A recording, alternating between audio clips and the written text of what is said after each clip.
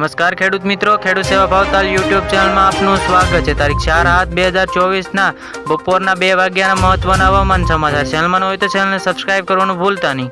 હવામાન વિભાગ રામસિંહ યાદવે ગુજરાતમાં વરસાદની ટકાવારી અંગે તેમણે જણાવ્યું છે તો ગુજરાતમાં 1 જૂનથી 3 જુલાઈ સુધીમાં કુલ 7% વરસાદ નોંધાયો છે। તો હવામાન વિભાગ રામસિંહ યાદવે ગુજરાતમાં વરસાદની ટકાવારી તેમણે જણાવ્યું છે તો ગુજરાતમાં જૂનથી 3 જુલાઈ સુધીમાં 7% જેવો વરસાદ નોંધાયો છે। તો હવામાન નિષ્ણાંત આંબાલાલ પટેલે પણ આગાહી કરતા જણાવી રહ્યા છે। તો હવામાન નિષ્ણાંત આંબાલાલ પટેલે કહ્યું છે કે ગુજરાતમાં વરસાદની માહોલ સર્જાઈ શકે છે। તો ગુજરાતમાં વરસાદી માહોલ સર્જાતા વાતાવરણમાં ઠંડક પ્રસરી છે। તો હાલ હવામાન વિભાગે પણ આગાહી કરી છે તો આગામી 48 કલાક વરસાદી માહોલ યથાવત રહેશે। તો રાજ્યમાં વરસાદ સાથે થંડોળ એક્ટિવિટી પણ રહેવાની શક્યતા છે। તો સૌરાષ્ટ્ર અને ઉત્તર ગુજરાતના દક્ષિણ ગુજરાતમાં વરસાદ થવાની પણ સંભાવનાઓ દેખાઈ રહી છે। તો આગામી 48 કલાક ભારે વરસાદની શક્યતા રહેવાની છે।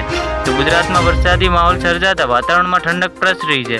તો એ થંડોળ એક્ટિવિટી સાથે પણ વરસાદ થવાની શક્યતા છે। તો હવામાન વિભાગ દ્વારા આગામી જણાવ્યું છે કે આજે કેટલાક ગુરુવારે તો સુરત, નવસારી, વલસાડ જેવા વિસ્તારોમાં દાદરાનગર હવેલીમાં ભારે વરસાદની આગાહી છે। તો વરસાદની શક્યતા છે। તો આ સાથે જ ગુજરાતમાં હળવાથી મધ્યમ વરસાદની આગાહી કરવામાં આવી રહી છે।